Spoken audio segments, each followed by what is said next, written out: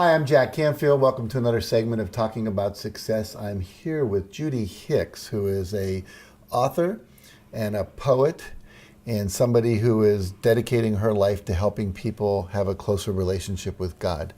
And I always define success as fulfilling your soul's purpose. And so I think you're really helping people do that. So I'm glad to have you as a guest here.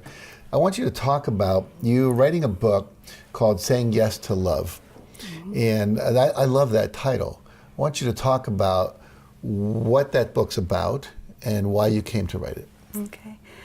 What I studied a lot about psychology and the way the human mind works and the way our personalities are.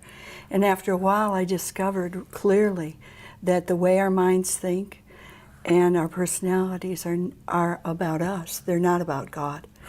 And saw really the limited ability that we have to answer the world's problems with our own understanding.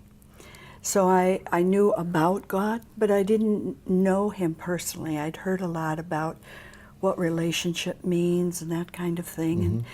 And so I went on an exploration of what that meant. And my life began to change drastically in ways that had me a lot more accessible to true love instead of the conditional love that I had learned. And I think it's primarily the way man interacts is with conditional love. So I knew that we needed wisdom. I knew that we needed power beyond what man can do to solve the world's problems. I started investigating what Christianity really was supposed to mean, who Jesus was. You know, the word says that we, the things he did, that we so shall do and greater. I was really curious about what that meant. And it's talked about, if you abide in me, I will abide in you. I thought that's an interesting concept. I know one of the things was you started writing poetry. Yes. And I think when you first started writing them, they felt like prayers, but it was poetry. And as I've read some of them, there's like you talking to God. And I think you called them prayoems, like prayoems right. Instead of poems, you know, because they combine the two words. Tell us a little about what that experience was like for you, because I know you've written like 300 of them or something. Yeah, it was amazing, because at first it was as though I was talking about him. Though they were prayers, I would talk about him as him. You know, it's like a third person type of thing. And then I was about 100 into it, and all of a sudden I heard him say to me, "Why don't you talk to me?" Yeah. There's a church I go to often in Los Angeles. When I'm in Los Angeles, I live in Santa Barbara.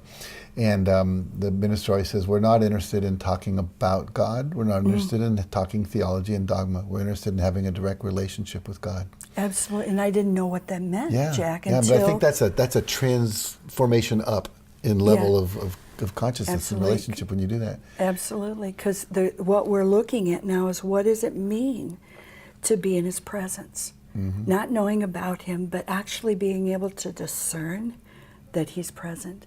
And what this Prayoems has taught me is that there are certain criteria present when you can sense his presence, and what I know is our mind's not operating. Yes. You know? I know that place. So, and to know, because I was very curious, this is a process. I know everything's a process in life. And can I figure enough out about that process that I can really just rest in him, like he tells us to do? And I've learned to do that through that. That's fabulous. Well, I wish we had more time. Unfortunately, we don't. If people want to get in touch with you, I know you're developing even more things to help people develop their own walk and so forth. How would they reach you? How would they find out more about you and your work? Yes, my website is...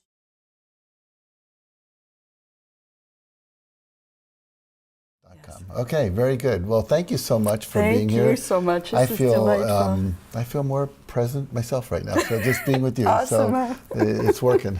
Good. Very good.